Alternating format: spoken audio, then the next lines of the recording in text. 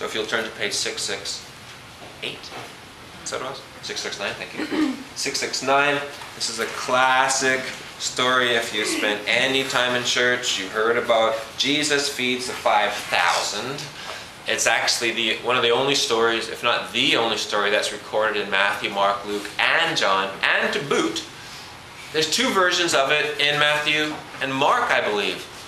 Maybe not two versions, but Jesus did it twice. So there's actually 6 times this feeding of the multitudes is in the Bible.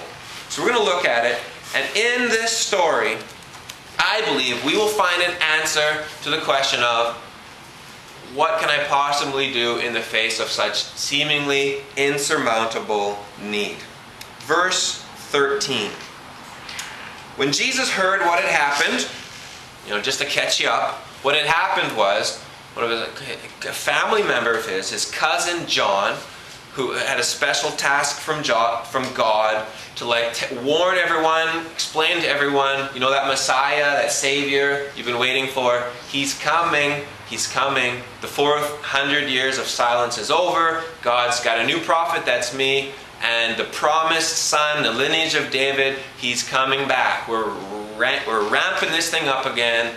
And then Jesus steps into the scene and carries on from John the Baptist. So they were close, they were family.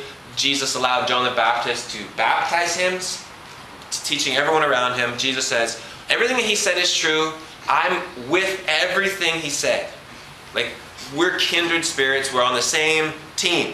So when Jesus heard what had happened was his cousin John the Baptist had been arrested, said the wrong thing at the wrong time to the wrong person. Read chapter 14 when you get home. It's a gruesome story. His cousin gets killed in a gruesome way, loses his head. The news comes to Jesus. When Jesus heard what had happened, what would you do if one of your closest friends got arrested and beheaded? Would you just go back to school or go back to work? No, you take a leave of absence, I would think. Or you try to. You wouldn't hang out with anyone that night or for the next few days. Exactly what Jesus would do. When Jesus heard what had happened, He withdrew by boat privately to a solitary place. He's in mourning. He needs time to process this. He wasn't expecting this to happen, perhaps. He just needs to get away from everybody. And none of us can blame him for that. But hearing of this, hearing that Jesus had gone away, the crowds followed Him on foot from the towns. Someone's not going to let Him have His break. Verse 14. When Jesus landed on the other side of the water, the crowd had beat Him there. I guess they're really fast. They walked around or somehow got there. I don't know the geography of it. But they get there before Him. When Jesus sees them, sees a large crowd, what does He do? Does He send His administrator and say, no, He's on office. He's on vacation now. His office hours are closed. No, He says, okay, let's go. Let's do this thing again. He had compassion on them and healed their sick. Jesus is faced with an incredible inconvenience to Him emotionally. He's faced with this incredible perception issue.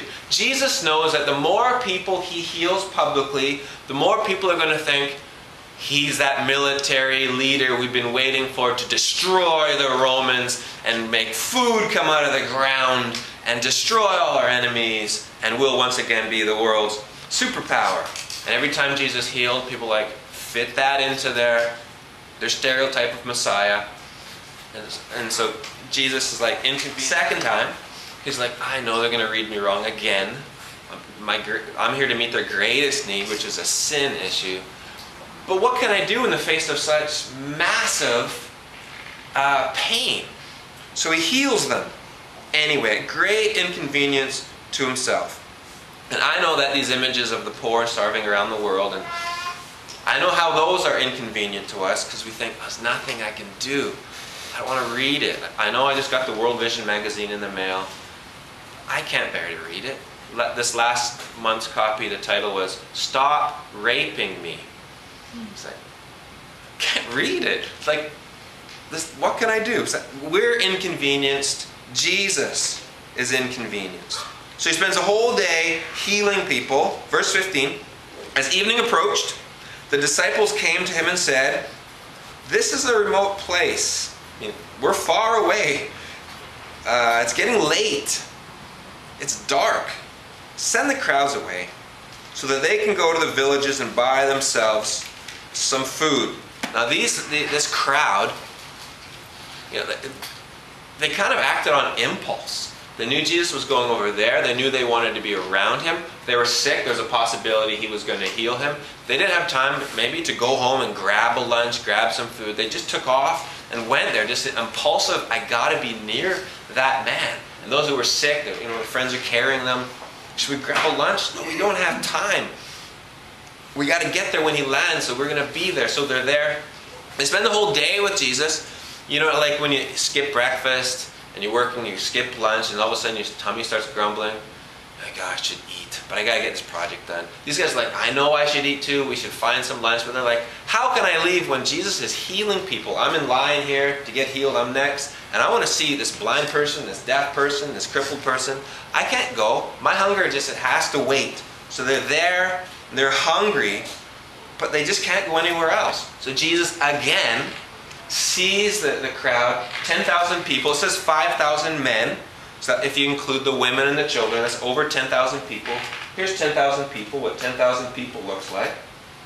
It's a demonstration in Israel. That's more than 10,000 people. That's a lot of people. So here's Jesus. There's the people. They're all like, I'm next. Broken arm. I'm blind. Paralyzed. It's like, okay. Keep going through. And they're getting hungry, and Jesus says, I have to do something about this. Come over first. And they say, Jesus, we see the problem here. This is going to be a nightmare. This is going to be chaos. Hungry people. Can we send them to the towns?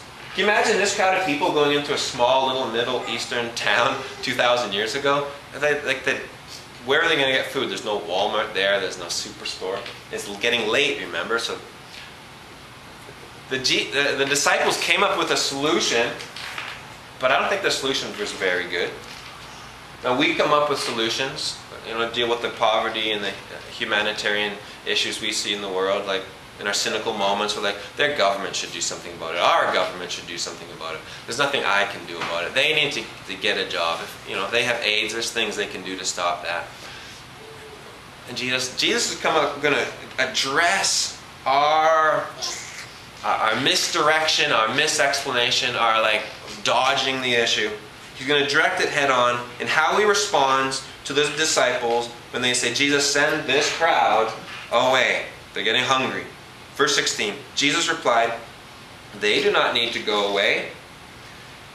You give them something to eat. There's 10,000 people there. They're all hungry. Looks at the 12. You feed them.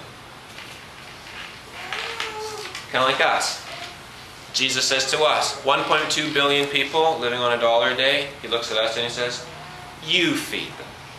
You know, there's 20 countries with internal conflict, horrendous safety issues and malnutrition issues and safety, I said that already, like no home, when you're with displacement issues. Jesus looks down at us and he says, you get them a home, you get them a job, you deal with the paying costs for the internal conflict, you give them the money to increase their business, you do it, you do it, you do it, you give them something to eat. At this point, how would you feel? Here you are, standing here, this is you, and Jesus says, you feed them. And you got nothing, no one has anything. And Jesus tells us, yeah, 1.2 billion people, 30,000 children starve to death every day from preventable diseases. You fix it. And it was bad enough we saw the need and we kind of, okay, I'm just going to not look at it. But then Jesus, the Son of God, comes down and says, that's your problem. You do something about it. Someone steps in at this point, verse 17, and they say, we have here only 5 loaves of fish, 5 loaves of bread and 2 fish. John expands on the story. They actually got this from a little boy who somehow they realized this boy he's one guy in the whole crowd brought lunch. So the disciples see it. Maybe one disciple see it. They decide, you know, I'm not going to keep this to myself, even though it's ridiculous. How is this 2 little fish and 5 little loaves going to possibly, like, this could barely feed me. I haven't eaten all day. This is just a snack for me.